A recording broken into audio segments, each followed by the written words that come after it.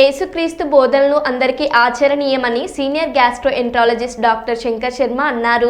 కర్నూలు నగరంలోని శ్రీనివాస నగర్లో ఉన్న స్టాంటన్ బాప్టిస్ట్ చర్చిలో జరిగిన క్రిస్మస్ వేడుకల్లో ఆయన ముఖ్య అతిథిగా పాల్గొని క్రిస్మస్ కేక్ కట్ చేశారు. ఈ కార్యక్రమంలో చర్చి ఫాదర్ దేవ సహాయం మేరీ తదితరులు పాల్గొన్నారు.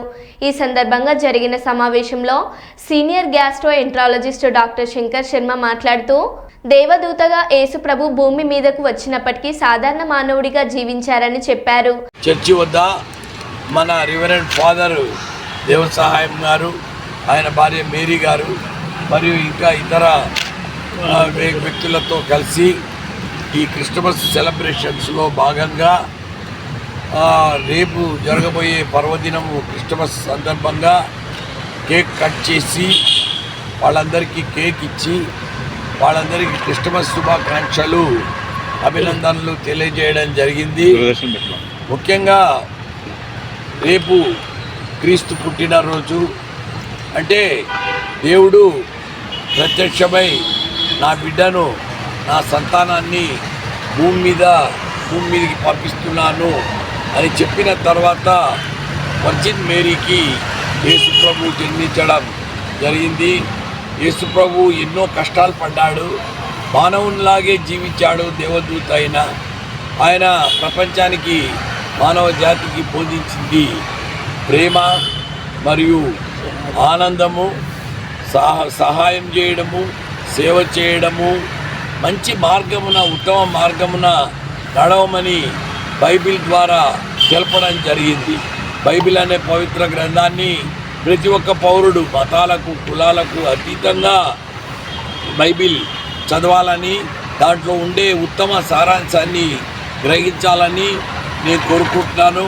ముఖ్యంగా క్రిస్టియన్స్ అనేవాళ్ళు డెడికేటెడ్ క్రిస్టియన్స్ అంటే చాలా మెతక స్వభావంతో, చాలా సున్నిత తత్వంతో వాళ్ళు జీవిస్తుంటారు.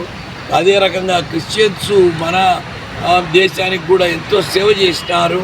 ముఖ్యంగా క్రిస్టియన్ మిషనరీసు, క్రిస్టియన్ హాస్పిటల్స్ ద్వారా ఎంతో సహాయం చేసినారు. ఈ రకంగానే మదర్ తెరీసా కూడా మన దేశానికి వచ్చి ఎంతో సేవ చేసింది.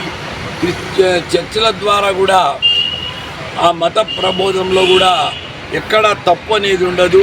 తోటి మానవుని ప్రేమించు, తోటి జీవులను ప్రేమించు, తోటి ప్రజలకు సహాయం చేయి, సేవ చేయి, మంచి చేయి, ఉత్తమ మార్గంలో నడవమని క్రీస్తు బోధనలు ఎప్పటికీ ఈ మానవ జాతి బతికినన్నాళ్ళు ఈ క్రైస్తవ బోధనలు అనేవి ఉంటాయి.